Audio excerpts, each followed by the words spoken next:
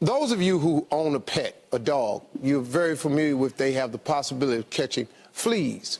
Fleas are one of the smallest insects. Fleas have one of the highest vertical leaps of any living insect based on their size. A flea has a 36-inch vertical leap. Now, if you capture a flea and you put it in a jar and you put the lid on the jar, that flea still has a 36 vertical leap. So it will start jumping in that jar until it hits his head. And once it hits his head, he starts making adjustments. So then the flea reduces his jump and he jumps just high enough to where he almost touches it, but he don't hit the lid and get knocked back down. Now, if you put another flea in there, that flea has a 36-inch vertical. And then once they find out they get knocked down a little bit, that flea starts jumping just before the lid so it don't get knocked down. Funny thing happens. If these fleas have baby fleas in a jar, these fleas are born with a 36-inch vertical. But because their parents are showing them only a 4 or 5-inch jump so they don't get hit, these baby fleas who are born with 36-inch verticals, they jump just as high as their parents jump.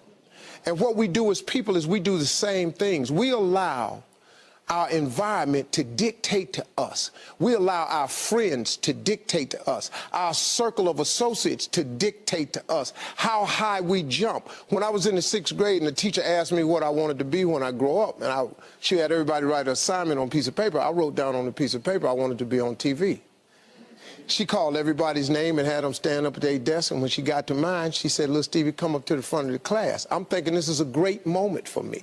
I've written something on my paper so wonderful that it's better than all the rest. I'm going up to get a gold star.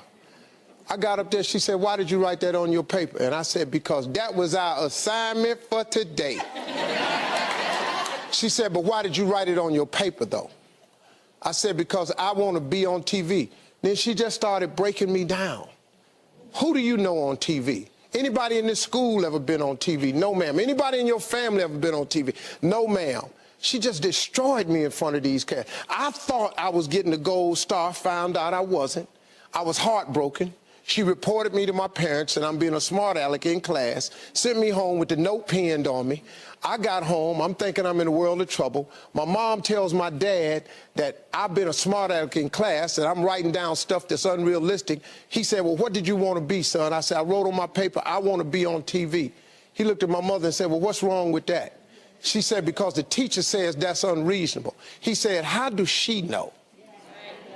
And that was the first moment that I found out that my father, who had a 3rd grade education, who my mother taught to read and write, I said, "Man, this guy's on to something." So he told me what does she want you to write? I said, "A policeman or fireman or ball player." She said, "Write that on the paper and give it back to her." She said, "But every morning when you wake up, take your paper, put it in your drawer.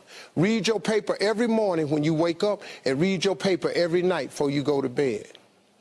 If you turn your TV on today, the little boy in the 6th grade is on TV." Very true statement. Because my father informed me, "Son, take the lid off of your job." And that's what the book is about, is to help people understand no matter who you are, no matter where you are in life, you can take the lid off of your job. And if you're wondering if you still have the lid on in your life, here are some clues that's going to let you know that the lid is still on. If you're not excited about waking up in the morning, if you're sitting around bored out of your mind, if you got time to do everything anybody asks you to do, you probably got the lid on. If when you tell your dreams to all your friends, it makes sense to them, you got your lid on, man. Your dreams should not make sense to everybody. You got to say something that make people go, "How you going to do that?" That's when you got the lid off. And if I were you, I'd do that. I'd take the lid off. Makes sense to me, don't it?